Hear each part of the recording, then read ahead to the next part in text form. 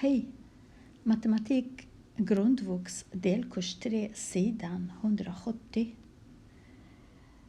Jag kommer att gå igenom några uppgifter från den här sidan som handlar om tid och rörelse.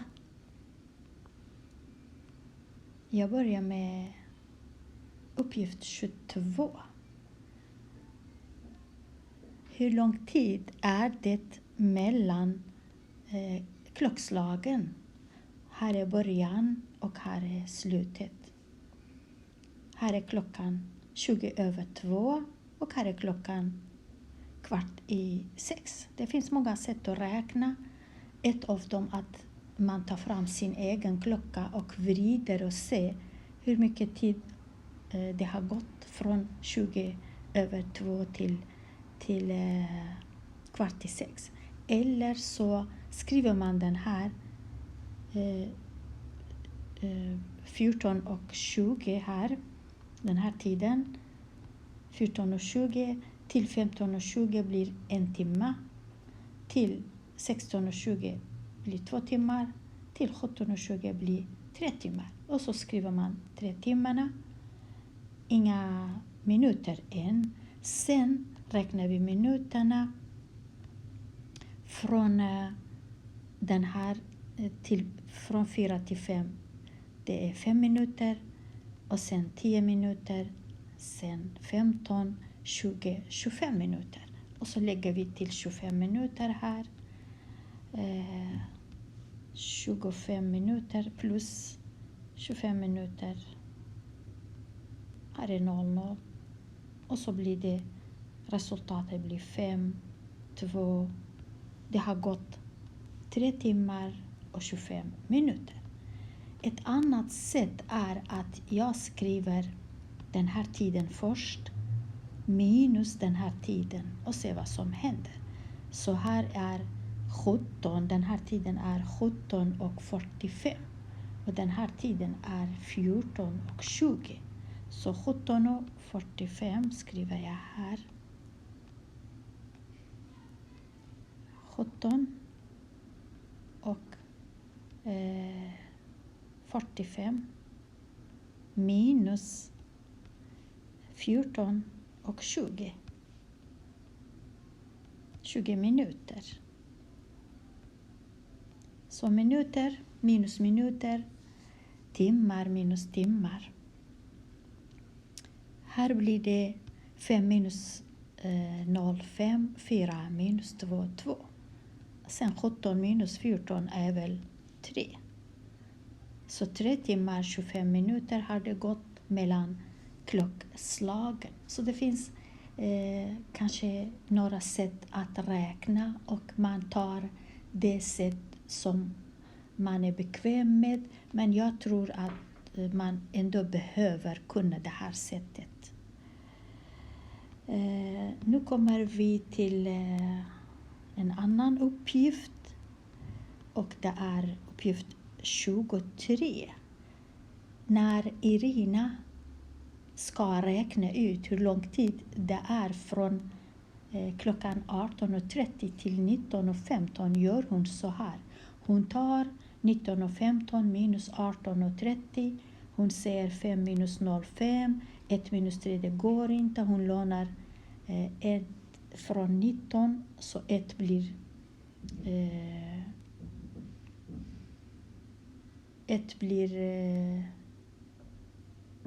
11 skulle bli. Så inte 10. Ja, hon lånar så men det skulle bli 11 här. Hela. Och 11 minus 3 det blir 8 här. Sen här blev 8 och 8 minus 8 0. 1 minus 1 1. Det här är väldigt rätt om det inte var klockslag. Eller om det inte hade med tid att göra, med timmar och minuter. Men så kan vi inte göra när vi lånar från timmar. Om vi lånar 1 timme så kan vi addera 60 minuter istället för, eftersom 1 timme är 60 minuter. Vi lånar 1 Men vi lägger till 60. Därför blir det fel om man gör på det här sättet. Så rätta sättet är att jag tar så. Att jag skriver 19 och 15 minus 18 och 30 så. När jag lånar, eftersom 15 är mindre än 30, jag kan inte subtrahera 30 från 15. Därför måste jag låna en timme från 19. Och när jag lånar en timme, det är precis som att jag lånar 60 minuter. Och 60 plus 15, då blir det 75 minuter. Nu är det bra. Nu är det här 8. Och nu kan jag subtrahera 5 minus 0,5. Och 7 minus 3, 4. Och sen 18 minus 18 blir 0. Ingenting är kvar. Så bara 45 minuter. Inte 1 timme och 15 minuter. Och det är också sant om man använder sin egen klocka. Från 18:30 till 19:15 är bara 45 minuter. Så när det gäller tid och timmar och minuter, när jag lånar måste jag vara försiktig. Jag lånar 1 timme, men här blir 60 minuter mer. Så. Den här uppgiften, familjen Lorenzi åkte till sin sommarstuga. Diagrammet visar hur långt de hade hunnit efter en viss tid. Och så har vi diagram här. På den här axeln finns det tid. Och tid är H betyder timmar. Om det är min betyder minuter. Men H, det är engelskan, hour, så är det timmar. På den här axeln finns det sträckan. Sträckan betyder hur många kilometer de har åkt.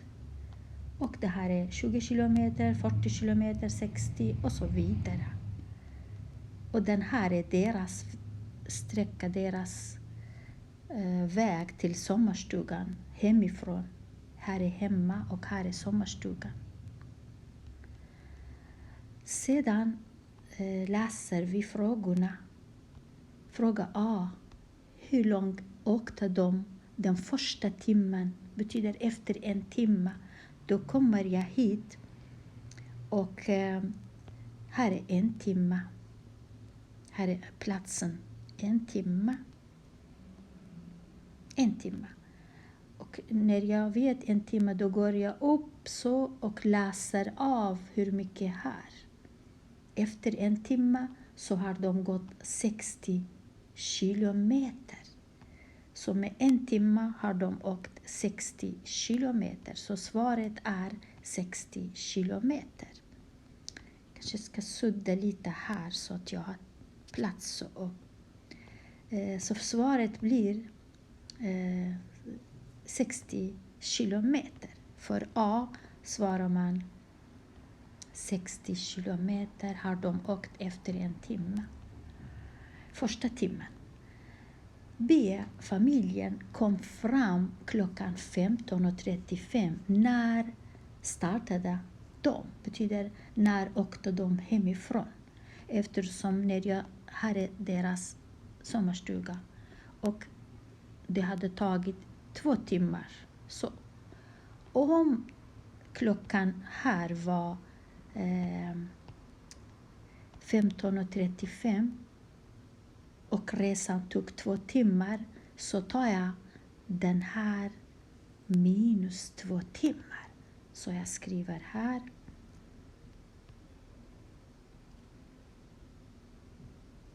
För B. Jag skriver 15 och hur var det? 35. 15:35 och jag vet att resan tog 2 timmar, så minus 2 timmar, men inga minuter. Så tar jag 35 minus 00, det blir 35 igen. Och 15 minus 2 blir väl 13. Så de åkte hemifrån klockan 13:35. Resan tog 2 timmar. De var framme klockan 15:35. Så tänker jag. Sedan kommer vi fram till C. Hur kan du se i diagrammet att de tog en paus på 20 minuter?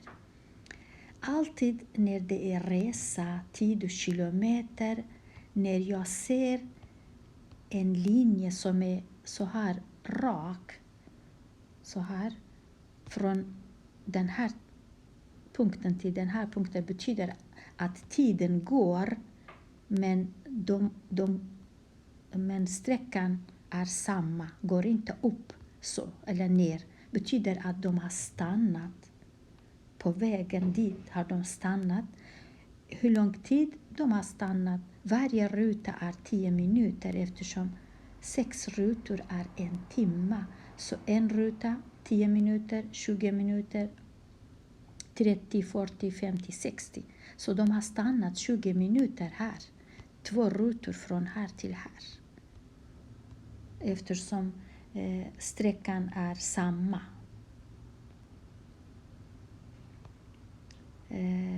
20 minuter har de tagit paus härifrån, vet jag. Om vi kommer till uppgift 25. En gammal klocka går för sakta. Den drar sig 10 sekunder varje timme.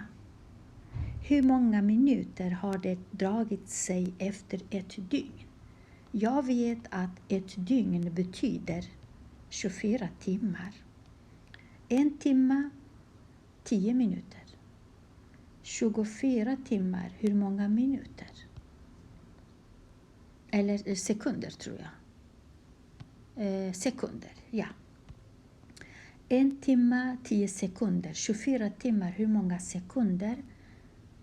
För att veta det tar jag 24 gånger 10. Och det blir 240 sekunder på ett dygn. Men de frågar efter minuter. Så jag omvandlar 240 till minuter. Jag måste dela med 60.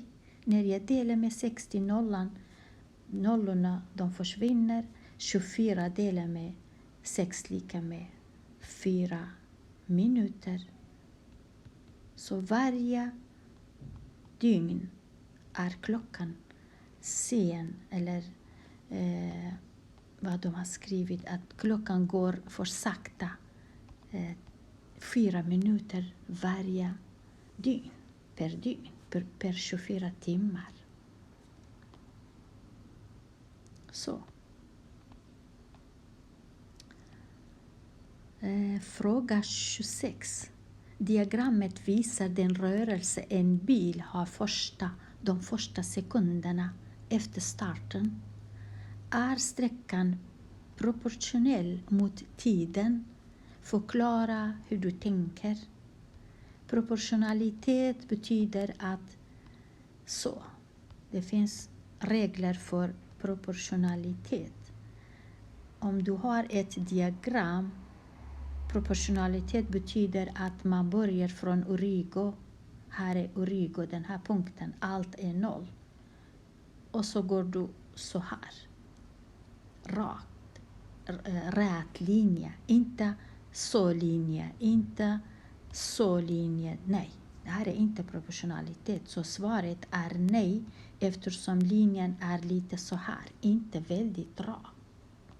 Det ska vara rak linje. Rät linje. Du ser att det är lite så här böjd linje. Då säger vi nej.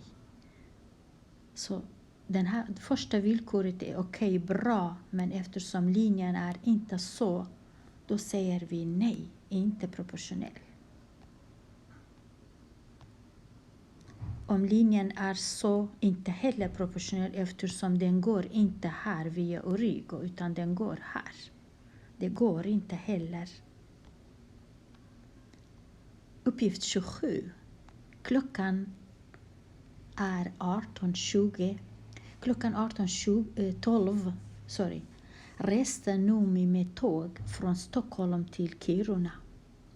Resan tog 15 timmar och 9 minuter. Hur mycket var klockan när tåget var framme i Kiruna? När klockan var 18:12, om det hade gått, det här är på kvällen 18:12, så 15 timmar, om vi tar bara 12 timmar först och ser hur mycket klockan blir efter 12 timmar.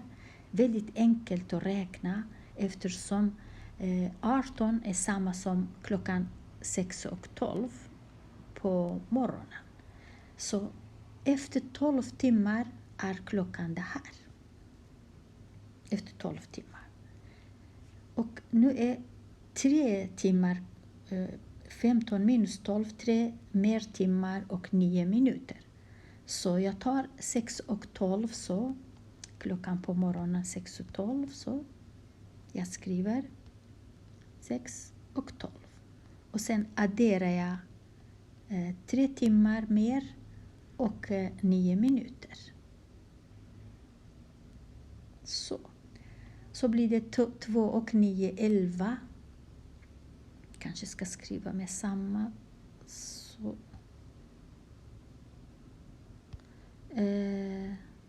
3 och 9. Sen hade vi här 12.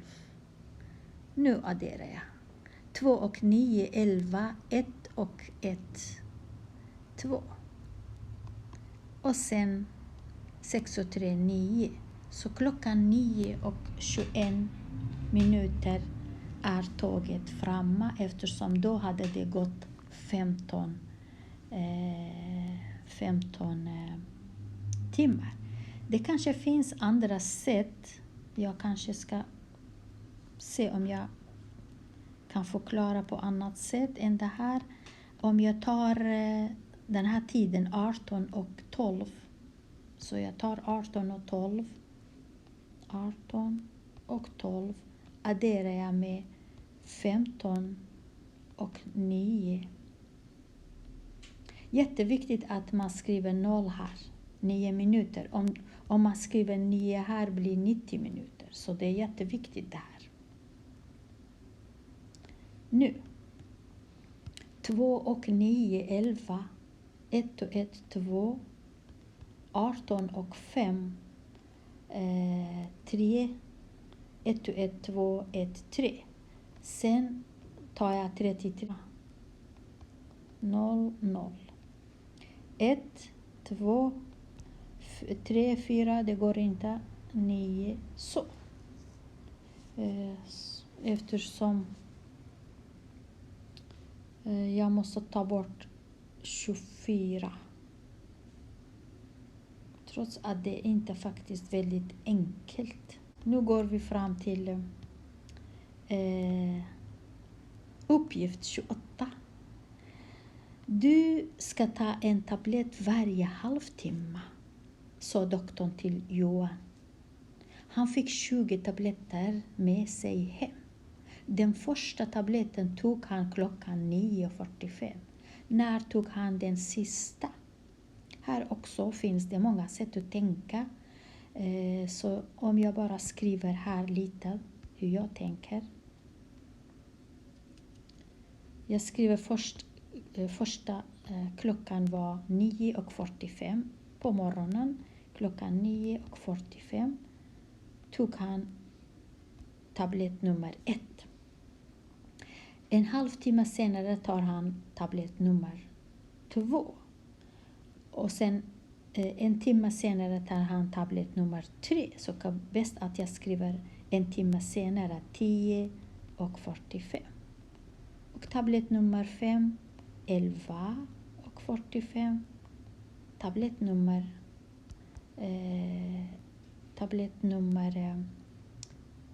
7 12:45. Tablett nummer 9 13:45. tablett nummer 11, 14:45. En timme går mellan för 2 tabletter. Så att om vi tänker så. Och sen 13, 15:45. Sen 15, 16:45. 17, 17:45. Och sen 19, 18:45. Nu, tablett nummer 20 bara adderar jag bara 30 minuter här. Så 9 här, 7 här och 18. Och 79, varför har jag skrivit 9 här? Förlåt, alltså jag måste 45 här var det. Och här ska vara också 45. 75. Ska jag skriva bättre. 18 och 75. Tablett nummer 20. Men 75 kan jag inte göra så. Jag måste ta 60 härifrån och lägga till här. Då blir det klockan 19 och 15 minuter. Eftersom 70 minus det blir det 15. Så klockan 19 och 15 minuter på kvällen är det sista tabletten han har tagit, sista nummer 20. Det finns säkert andra sätt att räkna. Sedan kommer jag till ge förslag. Det där kan var och en ge förslag på hur det ser ut. När man kanske går till skolan eller ja. I vardagen kanske man har lite förslag på rörelsen som ser ut så här. Ja, hoppas det var lite förklaring för den här sidan. Ha det så bra.